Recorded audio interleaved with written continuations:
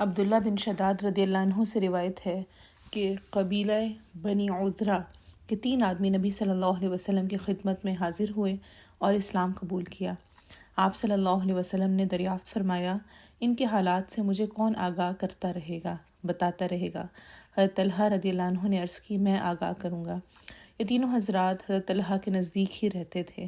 نبی صلی اللہ علیہ وسلم نے ایک لشکر بھیجا تو ان تینوں میں سے ایک اس لشکر میں شامل ہو گیا اور شہادت کا درجہ پایا۔ پھر نبی صلی اللہ علیہ وسلم نے دوسری بار ایک لشکر بھیجا تو ان کا دوسرا ساتھی اس لشکر میں شامل ہوا اور شہادت پائی۔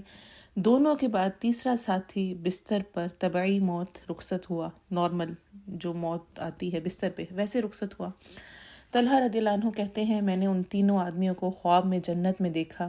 جو شخص اپنے بستر پر فوت ہوا تھا وہ سب سے آگے تھا، جو بعد میں شہید ہوا وہ اس کے ساتھ، اور جو سب سے پہلے شہید ہوا وہ سب سے پیچھے تھا۔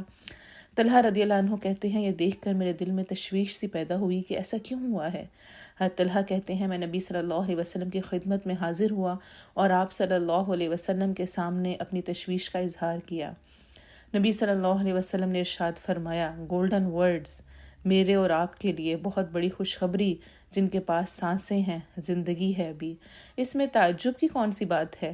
اللہ تعالیٰ کے نزدیک اس مومن سے کوئی افضل نہیں جسے اسلام کی حالت میں طبعی عمر دی گئی، نیچرل اس کی عمر بڑھ رہی ہے، تاکہ وہ تسبیح و تحلیل اور تکبیر پکارے۔ ذوالحجہ کے دن تسبیح، تحلیل اور تکبیر پکارنے کے ہیں، ہمارے ان نیکیوں میں اضافہ کرنے کے ہیں۔ تو اللہ تعالیٰ کے نزدیک اس مومن سے کوئی افضل نہیں جسے اسلام کی حالت میں عمر دی گئی ہو، نیچرلی اس کی عمر میں اضافہ ہے، تاکہ وہ تسبیح، تحلیل اور تکبیر پکارے۔